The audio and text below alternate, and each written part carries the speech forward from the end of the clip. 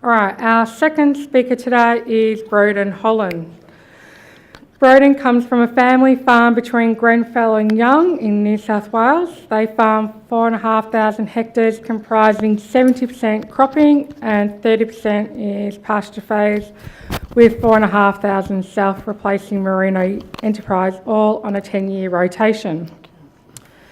Broden studied at CSU and has a Bachelor of Ag Business Management.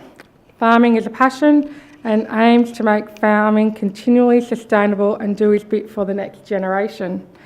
Precision ag plays a vital role and can unlock many opportunities in both efficiency and overall return. It enables Broden to further understand the land's limitation and ensures it's managed the right way. Today, Broden will talk about his experience in setting up field and protein maps. How you going, everybody? My name's Broden Holland. Probably a bit out of my league today, but we'll see how we go. So I guess it's a little bit different to what she just said, but I wanted to sort of put our year's PA all in 30 minutes. So it all started 2 years ago. Dad come to one of these spa events, saw a bit of stuff, thought, well, let's try a bit. And so now we're pretty much variable rate everything that we can possibly do that's easy. So I guess for us, the biggest thing is you can look at all these things and get very overwhelmed very quickly, and it all becomes very hard. But what we've done is sort of split it up into yield and focusing on that with our pH, and so with soil mapping with pH and phosphorus, and then we're looking at nitrogen with a grain analyzer with the 3000H on a case combine. So I'll just breeze over the soil mapping and stuff pretty quickly because you'll probably hear about that a lot today. So we're doing the 2 hectare soil sampling from Precision Ag. We're doing VR, pH and phosphorus maps, and we're aiming to decrease yield variability on paddock basis. So I guess for us the biggest thing is these are the 2 things that are the easiest to fix, apart from, all the other various things that we can't adjust, such as rain. So we're going to adjust these and get them more even across our paddocks to try and get our yields more even. So we're looking at our pH and our phosphorus. So with the pH we get the maps, we then get our maps processed and we make our applications. So with our lime, we're just using the Marshall multi-spread app. It's very simple and very easy to set up. We retrofitted it to our older 810 machine. It's a 2004 model, I think. And people, VR, it gets very, I guess, it's hard to understand because you've got so many different rates, as you can see there, and the old trick of I've done so many hectares over 2 tonnes, I know what my rate is. Well, VR you can't do that because your hectares are so many different rates. So we've only got scales in our loader, and after this year, after 1,200 tonnes of spreading lime, we were 2 tonnes short, so it's pretty accurate for us. We're pretty happy with that. So all it does, I think there's a machine out there. This is a little bit older VR kit, but it's just a simple kit that's got an actuator on the door, and it just adjusts the door as you're going along to match the rates that you need. And you've got the iPad in the cab, and as you drive over the different zones, it just tells the actuator what to do. Very simple and pretty cost effective. Our VR phosphorus, which we're probably a bit more excited about. When we first got our maps back, we looked over some yield data from the last few years, and we saw more of a correlation between the phosphorus and our yield maps rather than the pH, which is probably a little bit different to what I've heard so far. But it's all interesting for us. So we're using chicken manure instead of doing it at sowing time, just because it gets a bit harder, and sowing times for sowing, we don't want to be worrying about rates getting mucked up for your fertiliser. So we're using chicken manure and targeting a Colwell P of 50. Again, we're using a Marshall multi-spread hydraulic rate control kit. It's been retrofitted to our Wallaby spreader, and we're able to spread 1 tonne to 7 tonne at 25 kilometres. And that it depends on the manure. Some manure is a bit more, the bulk density is a bit lower, so you might only be doing 15 kilometres to get those same rates because you've got to get more out. But so far we've just spread the 400 tonnes so far this year, and we've got another 2,600 to go. So so far it's worked really, really good. It adjusts very quickly and it's just easy. You just push it actually talks to the SCVs in our John Deere tractor, so it auto SCV, so it automatically adjusts the belt speed through the hydraulics of the tractor, so there's no PWM valves or anything to adjust anything. So it works really well. So I guess today I'm more going to talk about our 3000H grain analyzer and our variable rate urea maps. So a couple of questions I put up there was, have you heard of it? Why would you want it? And is it worth it? So I guess think about those things while I'm talking about this. And look, it's not for everyone, but for us it's been a big positive in our harvest, and yeah, it's probably changed the way we've done a lot of things. So one of the bigger things that people probably don't realise is that the grain analyzer does moisture as well, for both wheat, barley and canola. So it's a fully automated combine moisture test. It does it every 8 to 12 seconds depending on what you set it on. You can keep track of your on-farm grain storage. So if you put it into a silo once you've harvested a truckload, you can record that in the screen on the combine, and it'll tell you later on what's what.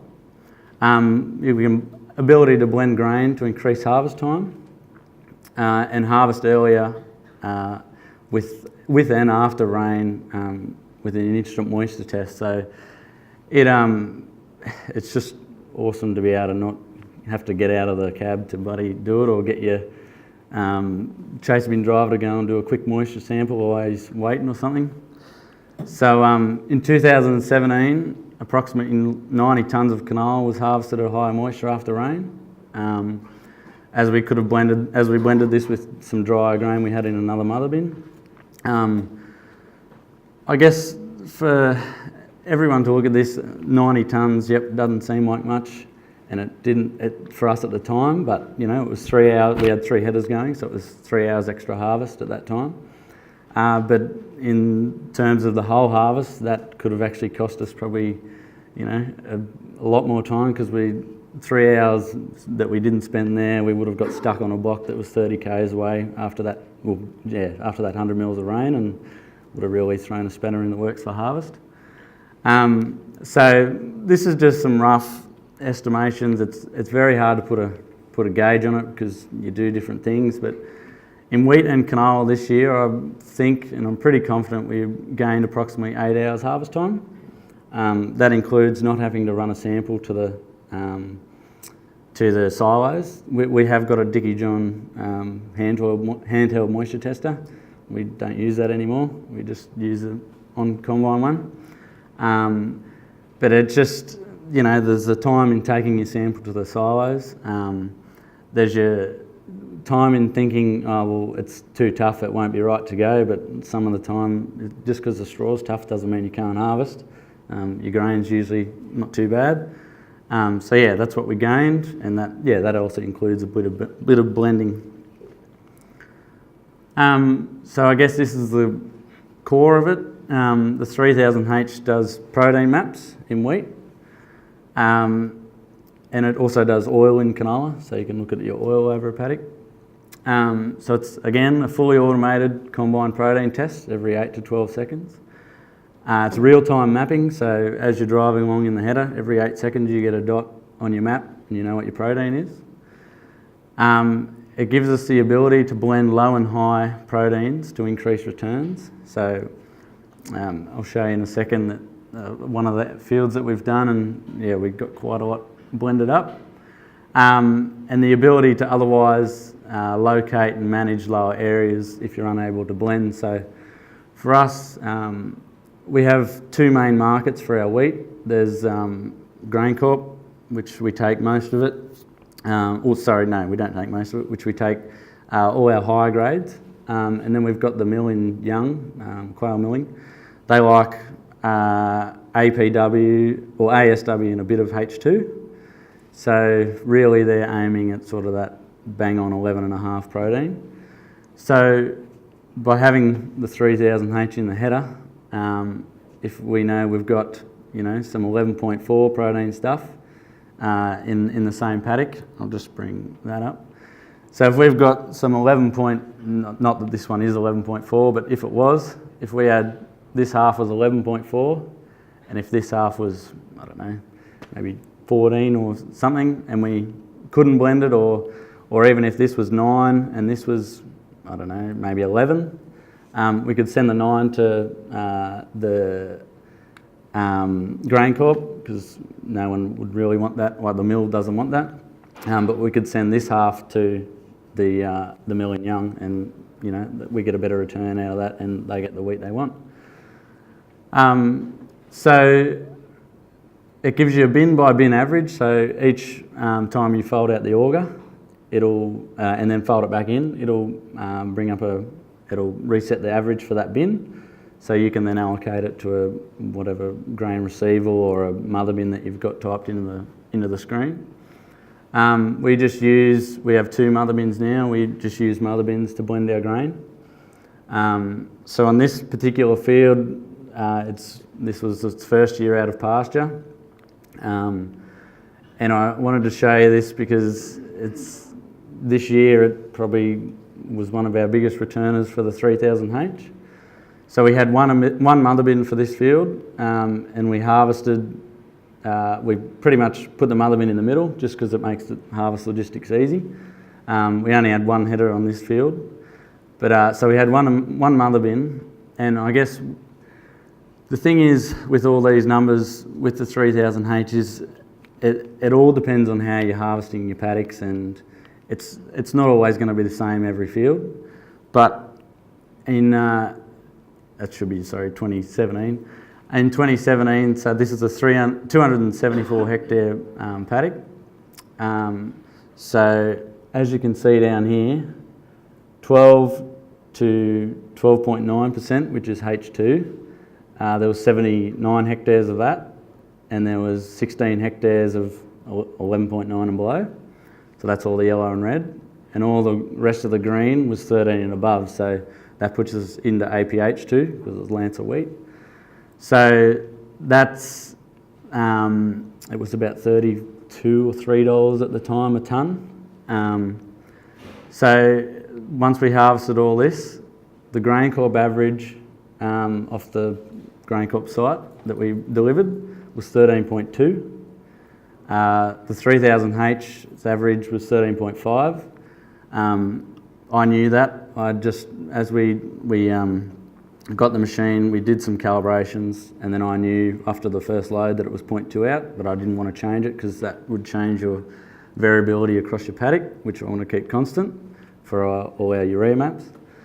So in all that, I was just going, so if I harvested to keep the harvest logistics and to also get it blended, I would harvest this end a little bit, and I'd watch the bin averages, and if it was above 13 pretty much, or 13.1, I'd tell the chaser bin to put it in the front of the mother bin. If it was below 13, I'd tell them to put it in the back, and I just kept doing that. And then once I started harvesting a little bit, I could see the trends that this side was higher than this side. And all but 2 B doubles went APH2 from that field. So there could have been, and I say could have because it depends on how you would have harvested it without the 3000H. To be honest, we probably just would have went bang, harvested that half, and then harvested this half. And it's hard to know exactly what you would have got, but what I've worked out is without blending, we would have probably got a probable loss of $37 a hectare. So that's a Sakura spray, or it's $15,000 nearly if you add it up over the paddock, and if you don't want that, I'll take it. So I guess for us, it's been a huge pickup in our harvesting. The first year we had it, we did a similar thing. We probably gained about $20 per hectare on that field. I'll show you in the next slide what happened there. But yeah, it's really enabled us to be able to blend our grain, know where our proteins are. We can pull into a block, go and do a couple of strips if we know where old paddock variation is. Yep, righto, we've got 11% here, we've got 13% here. Let's try and blend that, or if it's too hard to blend, let's send that there or send that here. So it's really helped us do that. So the next thing is during the year, so that was harvest. So now we're looking at our protein maps, and then we're going to do VR nitrogen by urea, which last year we spread our whole farm VR urea, and we do that just off the protein, and we also did it off the oil maps for canola, and we'll try and find some more data on that, whether it actually relates oil and off protein from canola, and whether it relates to the wheat as well. So high protein areas get less than low areas. So when we first started this, Dad was the bigger driver of this. He looked at it and said, well, hang on, yield is, because a lot of people look at yield and nitrogen removal. And for us, yield has so many other factors that affect it. So there's rain, there's pH, phosphorus, trace nutrients, all those things really affect yield.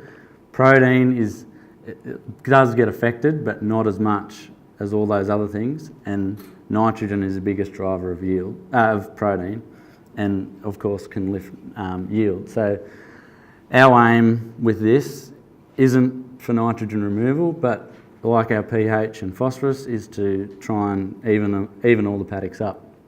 So what we do is the high protein areas get less than the lower areas. So I just, in the AFS software, so I get my 2016 protein map, which you can see as all of the different grades down here. It's a bit hard to see probably, but all you want to look at is the colours. So I get the map, and I just made an equation that was, if less protein than 10.5, put 120 kilos of urea on it. If greater than 10.5, put 100. If greater than 11.5, put 80. And if greater than 13, put 60. So that was, I thought, a simple way to do it. And also, it's an easy way to use the data. It's not, let's look at the yield and the protein, let's overlay them, let's try and do that. It's just use it simply. In 5 years' time, we'll go back and have a look. Let's see how we did. Let's see if we've evened it up. It's really no skin off our nose to do this. It's pretty easy. It's the simplest way, as I said. It eliminates some of the other variables. So it gets rid of your, by not using your yield in there as well, you're not as much focusing on your pH and your phosphorus. And then the end goal is to use the protein each year and eventually reduce nitrogen variability for protein and yield. So this was our 2016 protein. We then went and spread it off this map. And then this was our 2017 protein. So the anomalies in this paddock, that's the one thing you've got to do, as Brett said before, you've got to look at your anomalies in your paddocks. This here used to be 5 different paddocks, this field. So it's 190 hectares, and it used to be, lots of 40. So there was an old paddock there, there's an old paddock there, and then an old one there. So as you can see, our aim is to get this area to match the rest. In 2017, this red here was a different variety, so that's why that's a different protein. So as you can see, it's still hard to get a definitive answer, but the signs are promising. It's evened it up quite a lot and gotten rid of a lot of this variability in here and also here. So it's promising. In 2018, All we're going to change with our VR maps, we're pretty happy with what we've done, but we're going to just make our ranges larger. So instead of our 120 up here, we're going to make it 180, and our 60 will stay the same, and we'll just go in increments of 40 instead of increments of 20.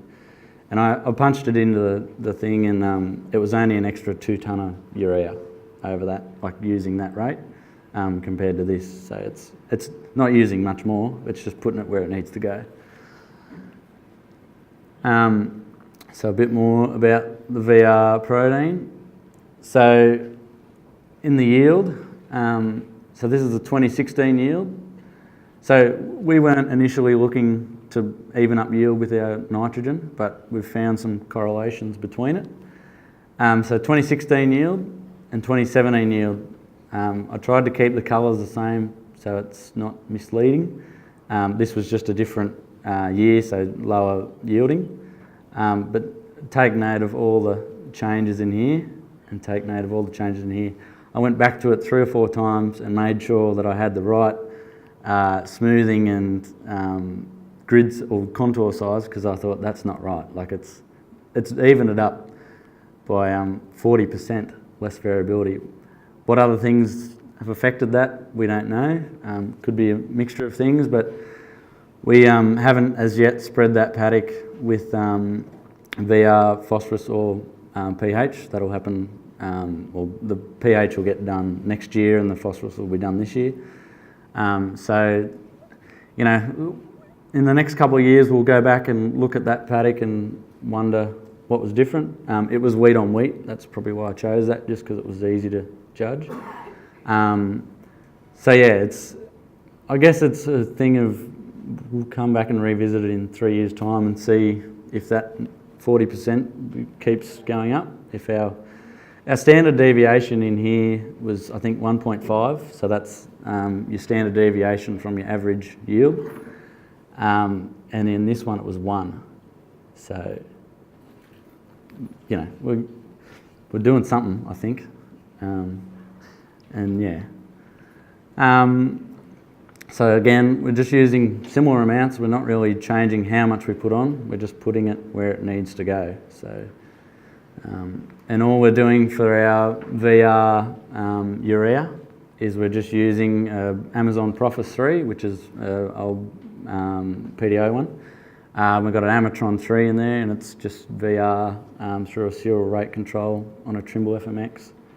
And it works well, and it's pretty cheap to set up. So I guess nitrogen replacement, this is what, when we first got into doing this stuff with the protein maps, is what everyone sort of told us we should be doing. And yeah, that's when we sort of stepped back and thought, well, hang on, why don't we separate our protein and our yields, focus on them separately a little bit, and see if we can even them up before we go overlaying them. But what we aim to do is, once we do get all our pH, phosphorus and nitrogen evened up, we'll then probably go to our nitrogen replacement, which is yield and protein together, make a map. So it's yield times protein times 1.75, and then that'll give you a rate. So yeah. So it creates a map based on removal. So we're putting these two together. These are the yields. This is the yield, that's the protein. Overlay those, times it by 1.75, it gives you your removal. So yeah, for us, it will be, in the next couple of years, we'll probably start to do that if we start to see some more evening up of paddocks. But yeah, for us, it's probably in the future. But it's what everyone's sort of been telling us to do, and yeah, I guess we just... Well, one of the other thing is you've got to study this quite hard, because there's lots of variability here. You've got to look at this. Well, this was a wetter area, so really you're not going to take nitrogen off that just because it was a lower yielding area. Obviously did lower protein as well. So there's those anomalies. So I guess if you just focus on the protein for your urea, you're going to even it up, and then you're still putting the right amount on. So we know that that's low, so we've got to put high amounts on there, which will hopefully bring up the yield. So yeah, so that's it. Any questions?